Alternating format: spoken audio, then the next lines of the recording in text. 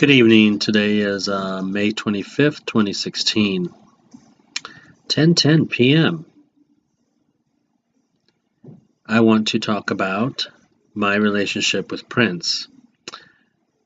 As the years grew on, Purple Rain, let's talk about that. Just to give a quick reference. In 85, I was 15. So like every time that there was an album out, it's easy for me to reference how old I was. Like my first album of Prince and first discovery was from my sister, who went and seen him in concert. And of course I heard something on the radio that I really enjoyed, Little Red Corvette, from the album 1999. That was when I first purchased my very first album. My first album was 1999 Prince, and that I was 12 years old in 1982. I remember playing it for a friend of mine who lived up the street, and he was 12 years old too, and he could not understand the sexual aspect of what was being played in the music. And for some reason, I was attracted to that at 12 years old. And I played it and played it and played it and played it and played it. And of course, it took off. 1999 was big. There were other hits along the way. And it really impacted me as far as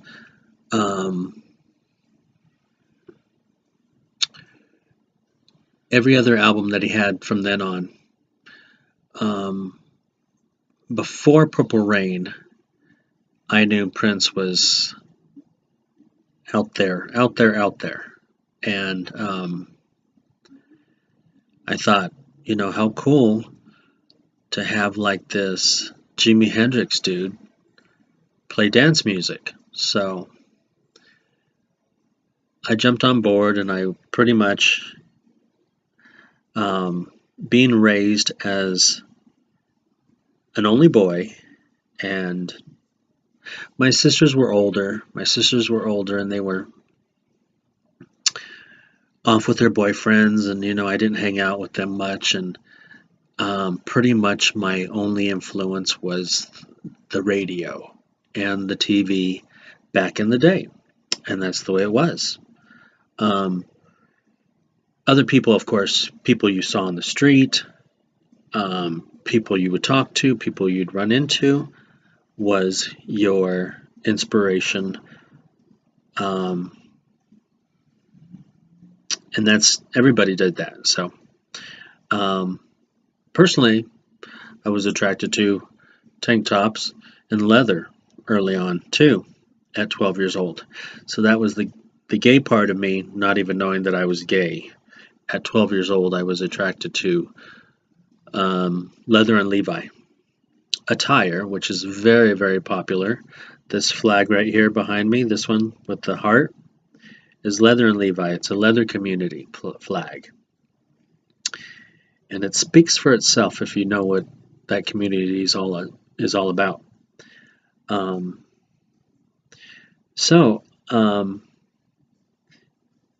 Early on, I felt like my community was the Prince community. He was out there, and he was odd, and he was kind of like bisexual, being in the closet, I kind of wanted to be known as both, It was easier, so much easier to be considered bisexual than gay. So it was just plain and simple. And Prince presented that to me, so I mimicked what he did, and I lived out the lyrics. I took it too far. Took it too far, took it too far in 1985, 1986. There is a CD called Under the Cherry Moon. Under the Cherry Moon, he plays in this movie also. Under the Cherry Moon, look it up. He plays a hustler, a gigolo that lives in Paris, France. Prince is playing a gigolo, and he lands up dying. And his character in the movie is named Christopher Tracy. So I was in '86. I was 16, turning 17. That's when I discovered the gay parks, and in the gay parks, it's very, you don't hang out too much. You kind of, it's a drive through service kind of thing. You go around, pick up, and then you're done. And if you're lucky, you meet somebody really cool, and then you'll have a relationship. But most of the time, it was a quickie, if you would call it a quickie, it's a quickie. So I went by the name Christopher just as a quick hello and goodbye. And it stuck with me all the way until I went to the bars when I was 18. From 18, I carried the name Christopher all the way until I was 21 when I went to the bars when I was 21. And then I carried the name Christopher on until age 25. So really, from 1986 to 1995, I was Christopher. I was not Otto anymore. I had changed my name. And sure, my family would say, "Who's Christopher? Who's this guy? And why are these people calling?" And blah, blah, blah. And they would find out that, oh, yeah, Otto's fooling around on the sides and he's taken the name Christopher. And yes, that's the reality. Crazy, crazy, stupid stuff that I did that I laugh out now because it got pretty bad. It got pretty bad. I mean, when I became old enough to go to a bar and I was using the name Christopher, I actually became more of not me, the real me, and I was drinking and I was using and I was getting really, really wasted as far as disconnecting with the real person I was. And I would find myself in situations where I would be unsafe. And that's how I developed HIV/AIDS. Drunk, bad situation, over sexualized from early on, and the sign of the times where HIV was present. So the mixture and the clash happened. And through that, I got very sick through AIDS, and I had a near-death experience. My near-death experience woke me up to the fact that I don't have to be Christopher anymore. And at age 25 in 1996, I quit drinking, dropped the name Christopher instantly when I got sober, and I took on the name Otto, the real me, and at age 27, I became the real me after disappearing for 11 years. And I tell you what, a parent's acceptance is number one about the whole thing that I had learned, that I had to find a replacement for my acceptance. My acceptance came from music, and little did I have no communication back, but I think many kids today live from the music, and it's way out there. And some find Molly and all these party and stuff, and it goes on, and it can get you really jacked up just for music and just for a little good time. So be safe. That was a long video on just Prince, huh?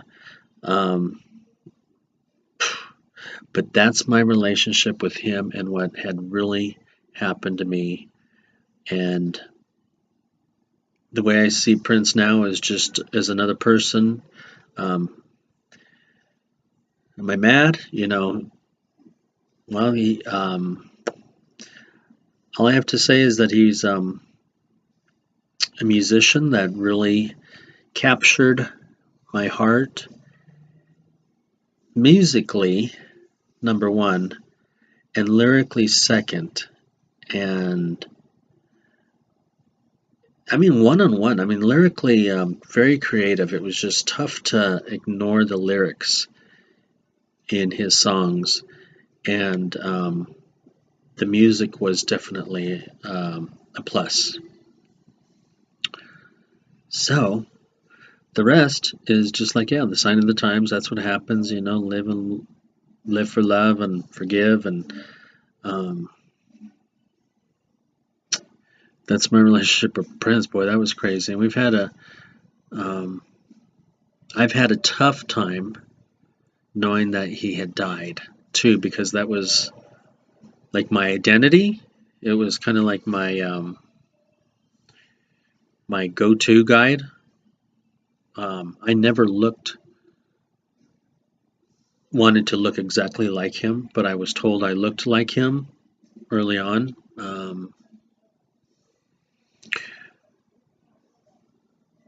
Thank you very much, but I'm not him, and all that. So I'm not trying to be what do they call it, a celebrity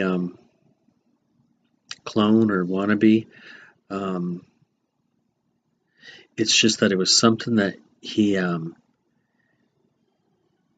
allowed me to live free. He allowed me to be gay without um, any judgment, and I appreciate that more than anything.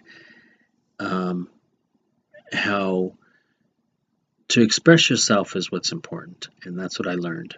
Um, and I sure did early on, 12, 13, 14, 15, started visually, physically.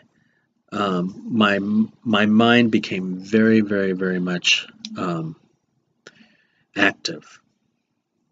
I mean, it stirred something in me that I had to um, have more of this artist, and I had to have more music. I had to find more music, and I had to buy everything that he created. I had to have every connection, every band, the time, the family, Vanity Six, Apollonia Six, um, Maserati.